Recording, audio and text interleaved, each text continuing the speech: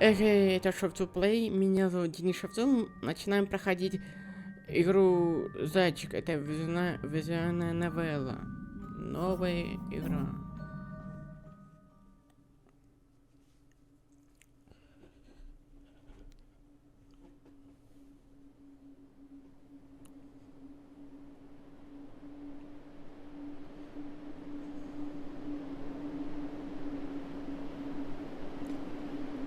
В ночь ветер скребся в окно когтями. Он бродил по полям и зазывал голодным зверем. Бесконечная песнь вилась, словно веревка, сплетенная из самых разных тонких, кратчевых, насмешливых голосов. Казалось, они кричат и смеются. И спорят о чем-то.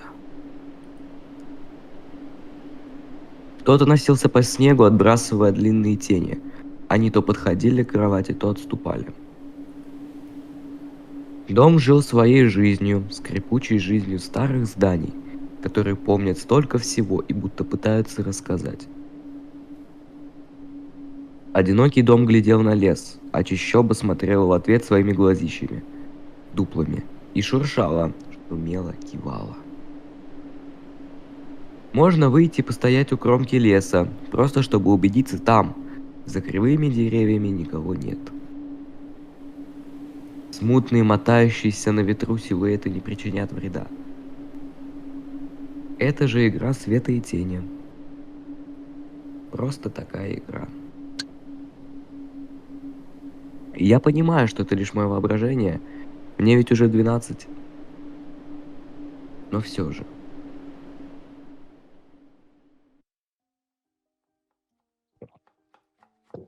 Эпизод 1. Прилети сова.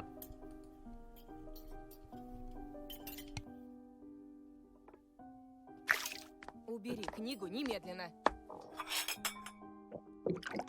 Сколько раз говорила, не читай за столом, вредно. Сидишь, сутулился весь.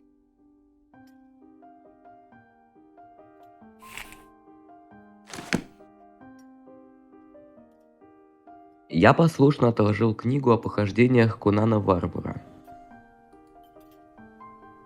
Все равно я прочитал одну и ту же строчку 3 раза и ничего не понял.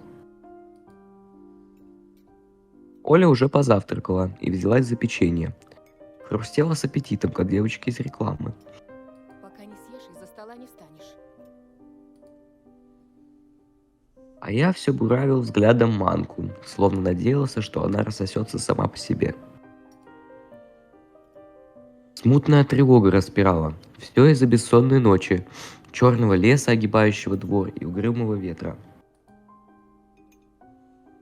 Чем дольше я тянул, тем холоднее становилась комковатая белая масса.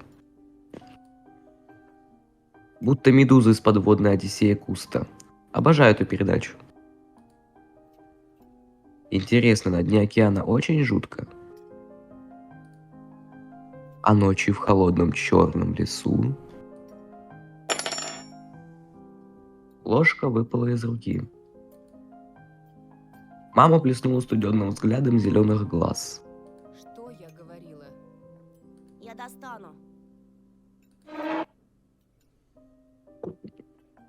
10-секундная передышка перед новым сражением с гадкой кашей. Я нащупал ложку. А что это такое нацарапано снизу на столешнице? Карина. Это же мамино имя. Видимо, это она в детстве накорябала чем-то острым. Оказывается, хулиганкой была, мебель портила. Ох, меня бы она за такое неделю ругала. Напомнить ей о шалости. Нет, что-то она не в духе в последнее время.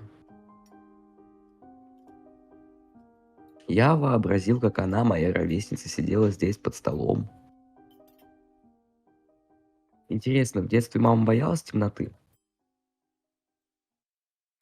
А шороха на чердаке? А лесных дебрей? Я представил, как бабушка заходит в спальню к моей маленькой маме, садится на край кроватки, где теперь спит Оля, и рассказывает мягким, вкрадчивым голосом. Тайга особое место, дитятка. Она к тебе присматривается, принюхивается. Словно хочет понять, что ты за зверь такой. Понравишься, в беде не бросит. А будешь проказничать, схватит за бочок и утащит с собой под землю. Тут и дело с концом.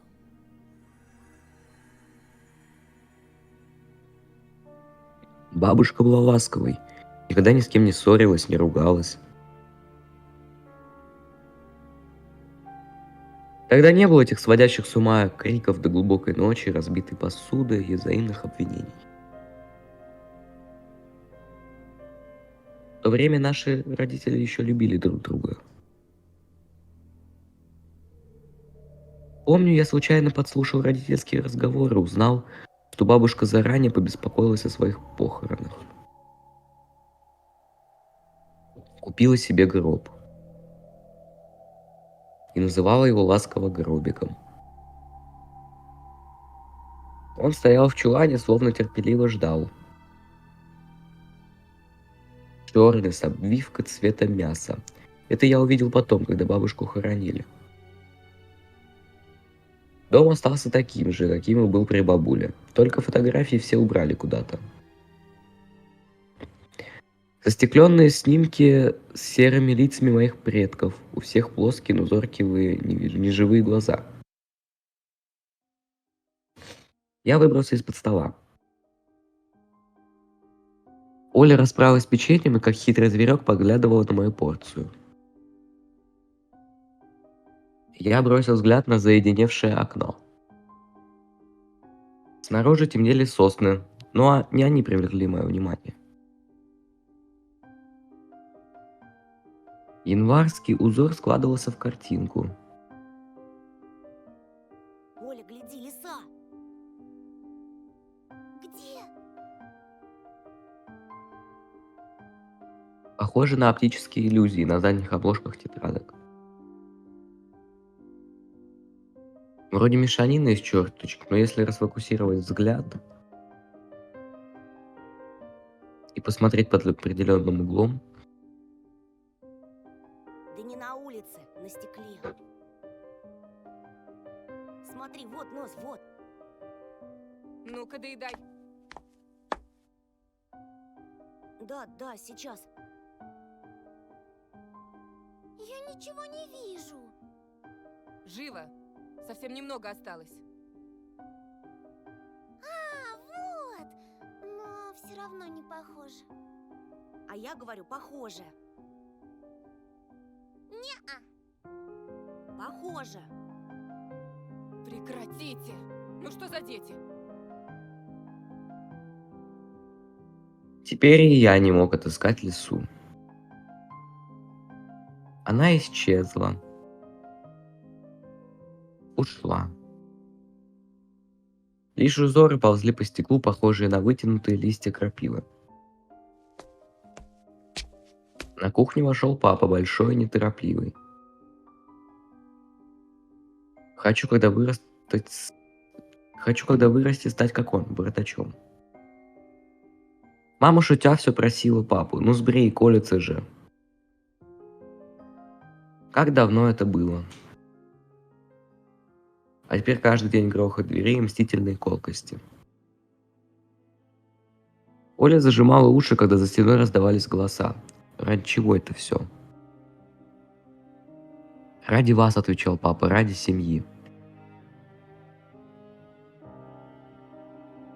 Я ладил каждый звук и боялся услышать самое страшное, самое убийственное слово на букву «Р».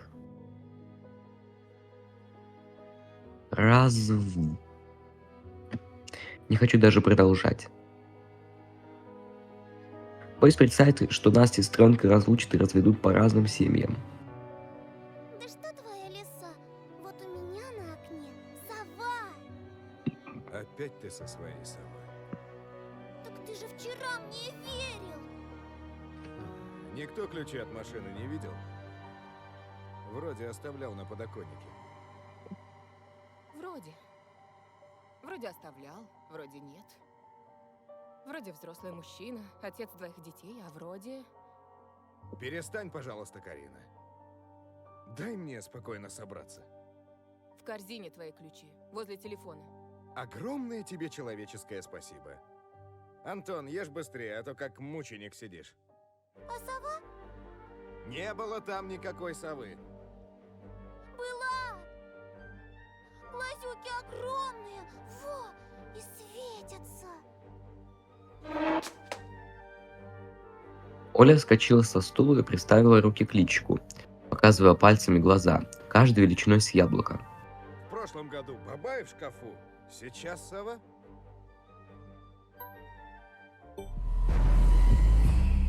Бабай. В славянском фольклоре ночной дух. Воображаемое существо, упоминание родителями, чтобы запугать непослушных детей.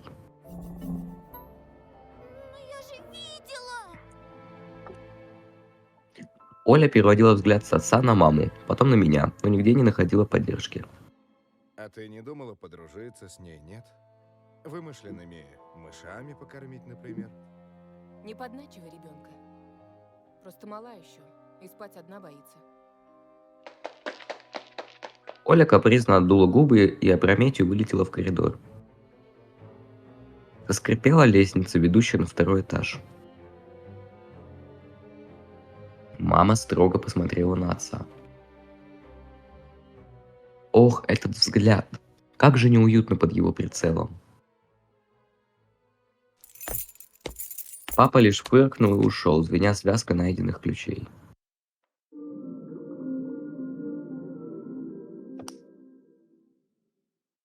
Спустя минуту на весь дом раздалась мелодия из «Русалочки». Это была затертая до дыр кассетная пленка, которую папа уже склеивал однажды. С вещами все просто, их можно починить или вот склеить. А как быть с отношениями? Мама ушла в гостиную, я остался один, обеспокоенно поглядывая в окно.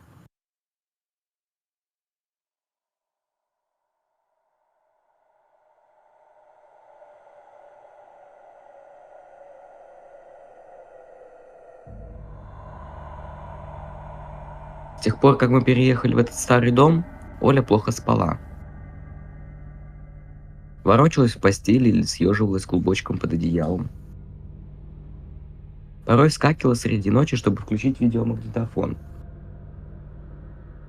Мультфильмы помогали отвлечься от переживаний из-за переезда родителей. А потом Оле привиделось это огромное крылатое чудовище за окном. Она стала одержима совой. Чего только родители не делали, на какие ухищрения не шли, чтобы искоренить ее страхи. Оля напрочь отказывалась спать одна и не верила, что сова была всего лишь дурным сном. После сегодняшней ночи я не знал, что думать, как теперь относиться к словам сестры. Могут ли кошмары быть заразными? Прошлой ночью я лежал без сна и думал о том, что ждет меня в новой школе. Занятий оставалось несколько дней. Воображение рисовало длинные извилистые коридоры.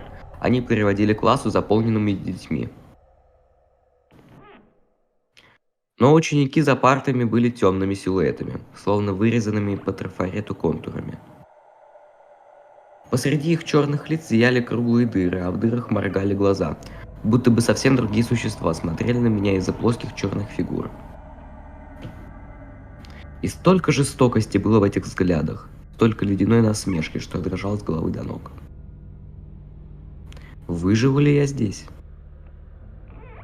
Не забьют ли меня до смерти толпой быстрые топчущие ноги, вымазанные кровью ботинки?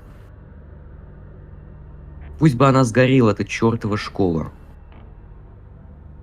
Пусть бы хоть что-нибудь случилось, неважно что, лишь бы не идти на уроки. Не видеть людей, которые только и мечтают дать оплеуху, поставить подножку, придумать очередное прозвище еще оскорбительнее, чем предыдущее. Будто мои очки делают меня чужаком, каким-то монстром. Взор мазнул по рисункам, развешанным на стенах. Я не считал себя великим художником, но Оля упросила повесить. Только рисование меня хоть немного радовало в последнее время. Моим немногочисленным друзьям тоже нравилось, как я рисую. А ведь они, кстати, обещали звонить. Иногда воображаю, как мама снимает трубку и говорит: «Холодно, вы не туда попали». Или «Антона нет». Антона нет. Я представлял своих будущих одноклассниц и одноклассников, которые, как и я, лежали в эту минуту в кроватях, слушая вой невидимых оборотней за окном. Быть может, я все-таки понравлюсь новому классу? Кому вообще нравятся ребята в очках с толстенными линзами? Папа вот в детстве тоже носил очки. Теперь тоже... папа вот в детстве тоже носил очки. А теперь он женат на самой красивой женщине в мире. Моей маме. Дом заскрипел под напором ветра. Наш прежний дом, бетонный, 9-этажный, жужжал соседним перфоратором, бубнил телевизором за стеной, плакал навзрыд из квартиры многодетного семейства. Теперешний дом, язык не поворачивается назвать его новым, был совсем другим. Днем тихие, покладистые тени отдыхают в углах, в паутине чуланов под лестницей. Но ночью они просыпаются. Что-то смотрит на меня из-за углов, будто фотографии мертвых родственников с земляными глазами снова повесили на стену вместо моих рисунков. Кряхтят половицы, стонут ржавые водостоки, чердак населяет гулкие сквозняки. Словно дом играет какую-то дьявольскую мелодию. Вдруг я понял, что действительно слышу музыку, причем играет она уже давно. Где-то далеко, на самой границе восприятия, пела флейта. Она словно бы сливалась с воем ветра, с поскрипыванием старого дома, с моими мыслями. Наконец. Я встал и поторопился к окну, хотел убедить себя, что никакой музыки нету, что это лишь мое воображение. Что никто не может играть там, в холодной заснеженной ночи.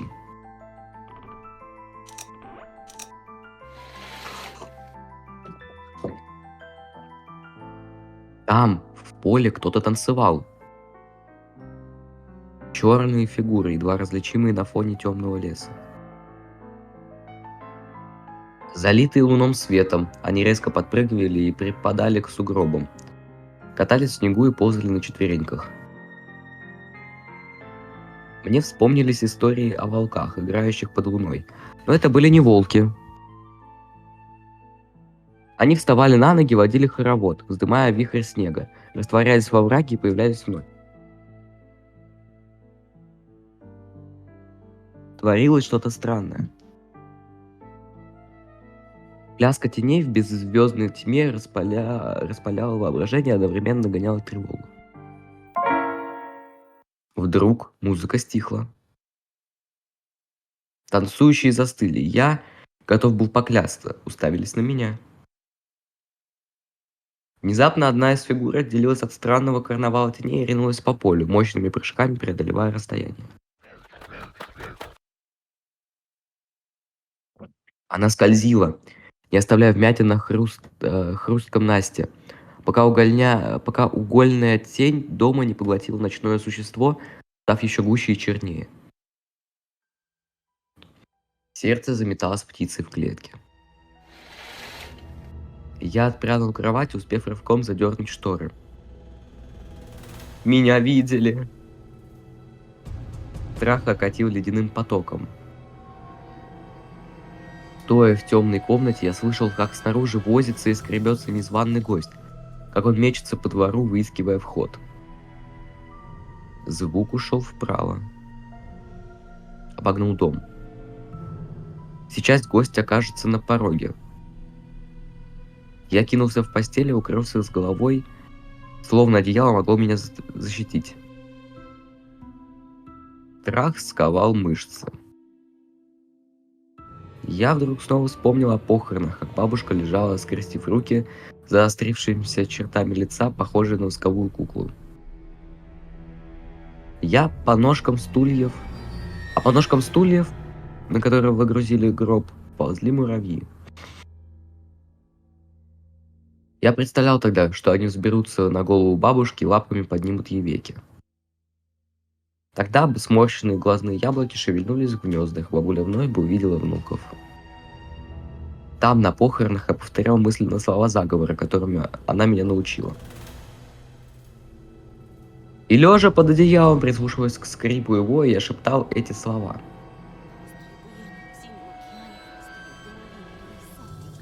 Волосы седые, чертям еда, раба Божью Антона не тронут никогда.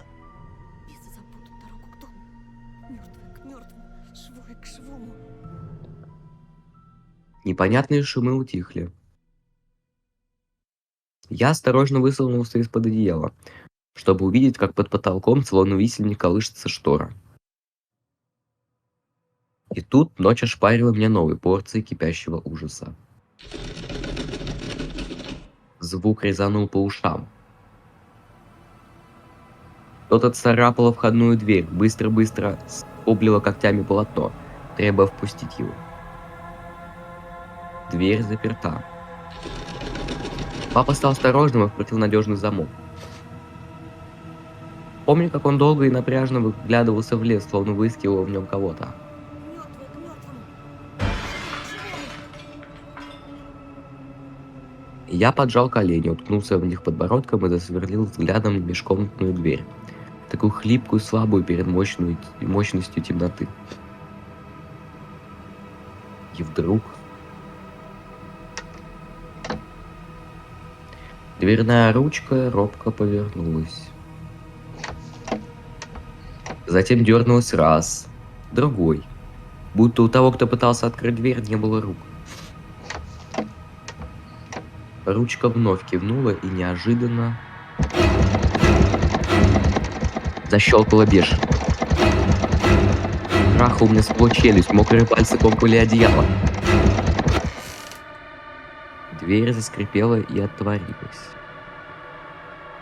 Дом издевательски стонал ветром жестяных водостоков.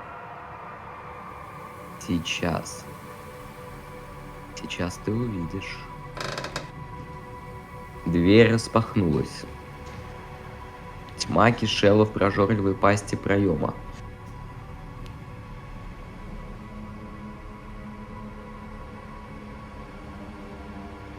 Тоша. Словно сама ночь обращалась ко мне, то хлопая черными крыльями, то скрипя несмазанными петлями. Мрак был паутиной, облепившей углы комнаты. Я дрожал его коконе и ждал, когда из черного провала выступит тот, кто соткал паутину.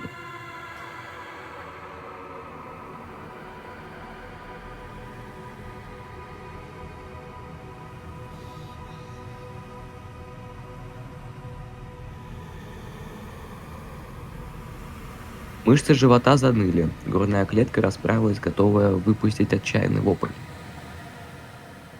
Но прежде чем я закричал, темнота спросила.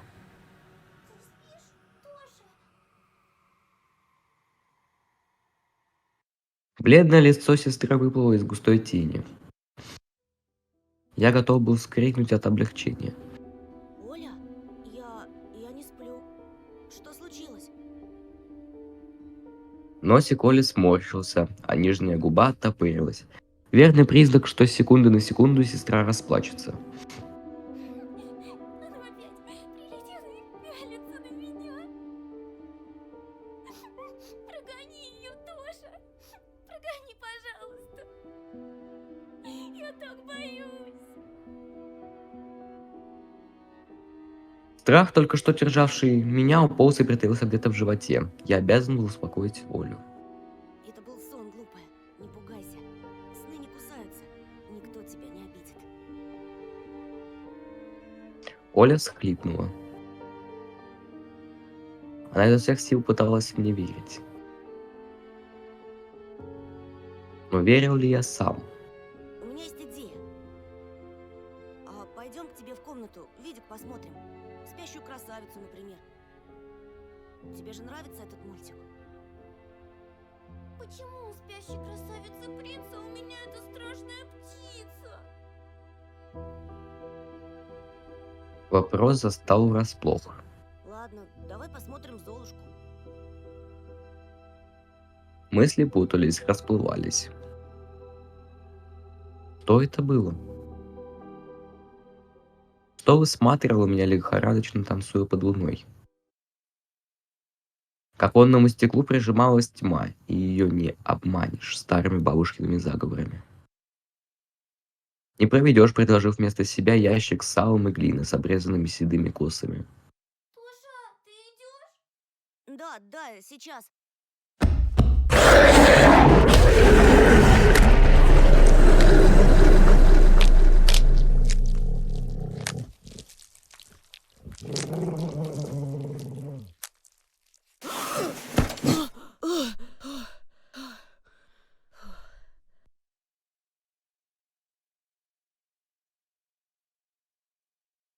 Вот почему утром мне совсем не хотелось смеяться над Олей и этой ее совой. Кто мог прийти к нам в этой глуши? Кстати, на этом моменте уже можно заканчивать.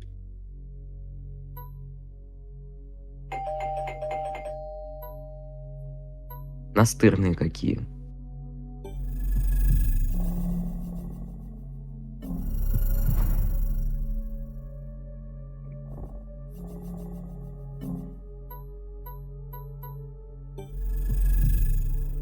На этом можно заканчивать.